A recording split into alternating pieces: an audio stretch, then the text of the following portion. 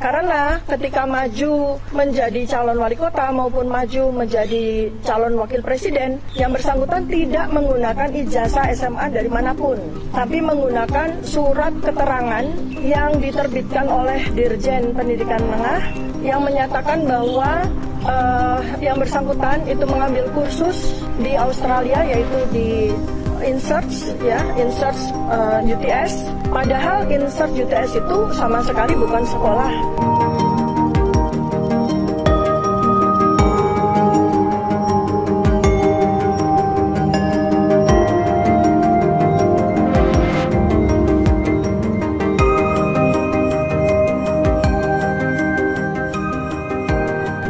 Menurut saya sangat masuk akal sekali ya, ketika Gunawan Muhammad sebaiknya usut riwayat pendidikan Gibran. Nah, bagaimana menurut Anda? Apakah Anda sependapat? Ya, kalau saya pribadi sih untuk mengurusi ijazah Pak Jokowi palsu, asli, menurut saya itu sudah lewat ya. Karena Pak Jokowi juga sudah tidak menjabat sebagai Presiden Republik Indonesia. Dan bahkan Pak Mahfud MD pada saat lalu juga menegaskan ya, walaupun Pak Jokowi ijazahnya terbukti palsu pun, itu juga Pak Jokowi tetap Presiden yang sah. Dan semua kebijakan-kebijakan Pak Jokowi juga tetap sah dan lain sebagainya. Menurut saya itu sudah lewat ya. Dan menurut saya kemungkinan ya untuk besok ketika Pilpres 2029 misalkan, menurut saya KPU, Bawaslu dan lain sebagainya itu perlulah setidaknya mengecek betul riwayat pendidikan dari calon presiden untuk periode berikutnya lah pada pemilu 2029, biar tidak terjadi hal seperti ini lagi. Bayangkan Indonesia hanya dibuat gaduh terkait tuduhan ijazah palsu, asli dan lain sebagainya, dan sampai saat ini pun bukannya isu tersebut reda, tetapi semakin gak karu-karuan ya kalau kita lihat ya. Yang Pak Jokowi juga seperti itu, bahkan tidak hadir di sidang persidangan dan bahkan juga tidak mau menunjukkan ijazahnya. Itu juga menurut saya sangat wow sekali. Akhirnya ya masyarakat juga dibuat penasaran dan masyarakat pun apakah Pak Jokowi itu memang benar-benar tidak memiliki ijazah dan lain sebagainya. Karena Pak Jokowi juga sampai saat ini pun tidak hadir di sidang gugatan dan bahkan juga tidak mau datang dan menunjukkan seperti yang diharapkan oleh masyarakat. Pada saat lalu juga di sidang gugatan Pak Jokowi juga diundang untuk datang dan menunjukkan ijazah, tapi Pak Jokowi juga tidak datang. Dan menurut dari tim kuasa hukum, kasus tersebut akan terus dilanjutkan dan sampai proses pengadilan dan pidana. Wow, ini juga sangat wow sekali ya. Nah, yang cukup unik ya kalau kita lihat pada saat lalu ya, Pak Jokowi itu enggan menunjukkan ijazahnya ke tim TPUA, tetapi menunjukkan ke wartawan. Nah, menurut saya itu juga tidak ada keharusan ya Pak Jokowi untuk menunjukkan ke wartawan, walaupun tidak boleh difoto dan lain sebagainya. Menurut saya juga tidak ada keharusan Pak Jokowi untuk menunjukkan ke wartawan. Tetapi ya itu memang pilihan dari Pak Jokowi ya. Sungguh unik sekali kasus ini. Memang seolah-olah ada skenario untuk memperpanjang lah terkait urusan ijazah ini.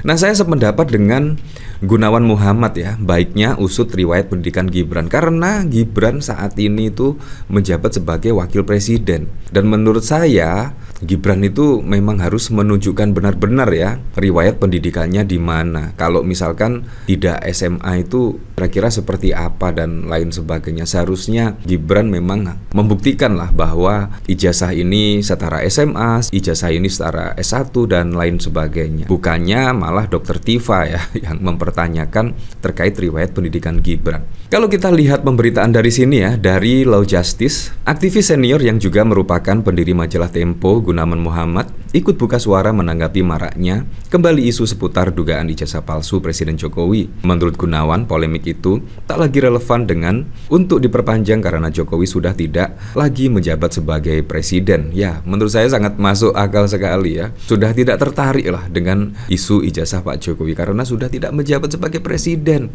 Nah, ini menurut saya juga sangat bos sekali, sudah tidak tertarik. Seharusnya isu ijazah palsu ini tidak usah diperpanjang lah, menurut saya masuk akal sekali. sekali. Saya mendukung ide agar heboh soal ijazah mantan Presiden Jokowi tak diterus-teruskan, tulis Gunawan melalui akun X-nya dikutip pada 6 Mei. Jurnalis senior ini menambahkan jika terbukti ijazah Jokowi palsu atau asli, tidak begitu berpengaruh pada bangsa ini. Palsu atau asli, tak ada dampaknya lagi. Beliau tak punya kekuasaan, ucapnya. Ditegaskan Gunawan Muhammad, perhatian publik seharusnya kini tertuju pada sosok yang sedang menjabat, yakni Wakil Presiden Gibran Rakabuming Raka. Wow, ini sungguh wow sekali ya. Di tengah isu pemaksulan lah Gibran untuk diganti dan lain sebagainya, tiba-tiba ada yang mengulik-ngulik terkait ijazah dari Gibran. Wow, riwayat pendidikan Gibran seperti apa dan lain sebagainya. Ini sangat wow sekali. Ya, menurut saya memang untuk memperbaiki ya pada pemilu kedepannya ya, riwayat-riwayat pendidikan itu memang harus dicek betul lah oleh KPU. Misalkan kalau yang bersangkutan pernah bersekolah atau mengenyam pendidikan di luar negeri, seharusnya memang KPU benar-benar mengecek ke situ. Apakah benar? Dan ini setara apa? Sekolahnya setara SMA kah, setara S1 kah, dan lain sebagainya. Seharusnya KPU memang harus benar-benar pasang badan dan setidaknya langsung datang ke sekolah tersebut. Biar tidak seperti ini lagi. Biar tidak menjadi isu-isu yang menurut saya sangat tidak penting sekali ya. Ia menilai penting bagi publik untuk mengetahui secara rinci latar belakang pendidikan dan kemampuan Gibran, mengingat perannya kini sebagai orang nomor 2 di negeri ini. Saya lebih sepakat yang perlu diusut adalah pendidikan Wakil Presiden Gibran, tegas Gunawan. Dia pun melontarkan serangkaian pertanyaan yang menurutnya layak dijawab secara terbuka kepada publik terkait dengan tempat sekolahnya Gibran. Apa sekolahnya? Di mana? Apa ijazahnya? Latar belakang keahliannya, bagaimana prestasinya. Gunawan menekankan bahwa transparansi terhadap rekam jejak pendidikan seorang pejabat negara merupakan bagian dari akuntabilitas publik. Saya sangat sependapat sekali. Apalagi jabatan wakil presiden bukan sekedar simbolis, melainkan memiliki implikasi besar terhadap kebijakan dan masa depan bangsa.